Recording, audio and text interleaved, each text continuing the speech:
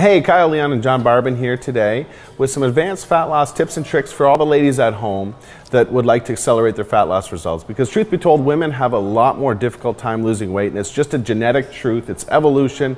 It's something that we can't avoid, but there are some things we can do to actually speed up a female metabolism that a lot of people do not talk about. The fitness information out there does not talk about, because it's relatively new research. Correct, John? Yeah.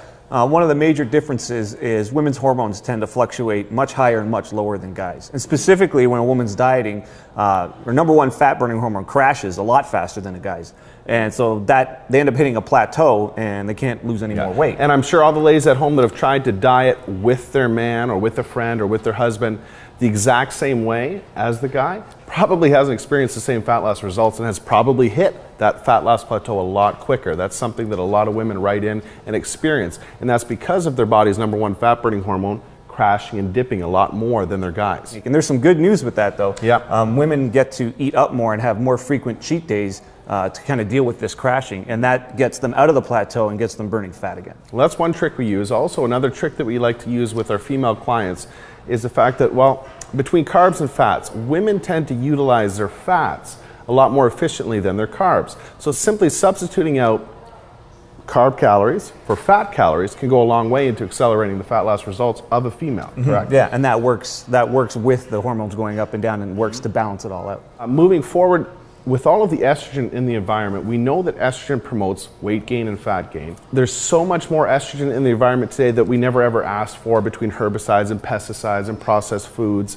We have to do what we can to avoid, guys and girls, but specifically women, we don't want their estrogen levels any higher than they have to be at this point. And so one of the things you can do there is remove any extra estrogen promoting foods from your diet that don't need to be there. And one of the major ones is soy, and soy shows up all different ways, like edamame, tofu, even soy proteins. Your Starbucks, your soy lattes, it just goes on. Yeah, it's an option that keeps showing up, and you just don't need that with all the extra estrogen that you can't get rid of that's coming in from the environment. So one simple thing you can do is substitute those forms of soy out for other things like whey protein or different protein sources. That's a very, very easy fix. Eliminating some of these estrogen promoting foods from the diet can go a long way into just, accelerating the fat loss results by itself, period. Yep. I think those are some cool little nutrition tips that a lot of viewers at home probably aren't really aware of. And I know that there's some training stuff that we should talk about as well. Do you want to do that? Yeah, for sure. One of the major things is a difference in intensity between men and women with training. Women seem to do better with moderate training levels, both with their weight training and their cardio. So guys, on the other hand, can go much more intense with training, but then can go much lower intensity with cardios. So it's sort of like guys go to the extremes, but women tend to work better and burn more fat when they stay in the moderate intensities for both their weight training and their cardio. What about length of a workout? Is there any genetic difference that we found to be more beneficial for a female trying to lose fat compared to a man? Or is it more just the intensity? I think the intensity is most important. Now that intensity works itself into the length of the workout, but women can actually train longer than men if they want to, but it's the intensity that's more important. Okay, gotcha. Moving forward, we know that there's some exercises that women just do not need to do. They just don't need to do them. They're probably the least favorable exercise for fat loss anyway. Yeah, and well, I think, number one is the Olympic lifts. I see a lot of trainers nowadays training people in the Olympic lifts, things like a clean and jerk, a push press overhead, really ballistic stuff that ends up building up the trapezius, like creates a thick neck look and like big, they don't need to be doing big shoulders. They don't need to they don't need to be doing deadlifts. I don't recommend deadlifts for them. Olympic lifts, shrugs. Yeah.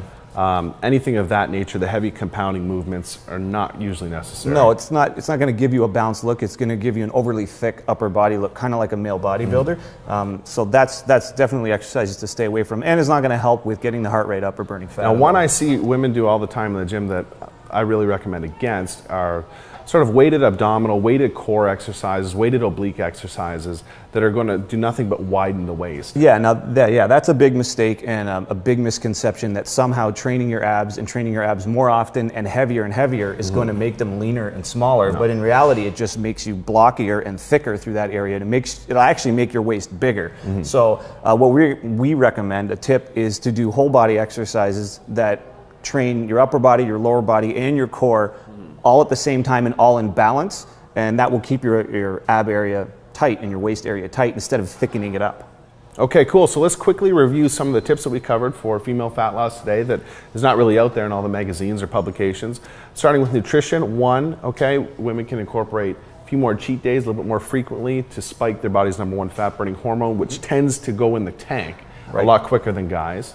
Number two, substitute some of your carbohydrate calories out for and put in fat calories. That's a big one. That'll help balance your hormones and you'll be more efficient at burning fat that way. And thirdly, it's a good idea to avoid any more estrogen promoting foods and compounds that aren't really necessary. We get enough of it in the environment as it is. Estrogen makes fat loss more difficult. Soy-based foods, soy-based proteins, soy lattes, edamame. Limit that stuff could probably help you guys out a long way. And then for the exercise tips, number one, stay away from the Olympic lifts, shrugs, deadlifts, and high pulls, those sort of things. It'll give you kind of a thick neck and upper body look. Number two, exercise intensity. You can be moderate with your weights and moderate with your cardio instead of on the extremes. And number three, stay away from weighted core exercises that'll just make your waist thicker and blockier. Very cool. I hope that that helped all the ladies out at home.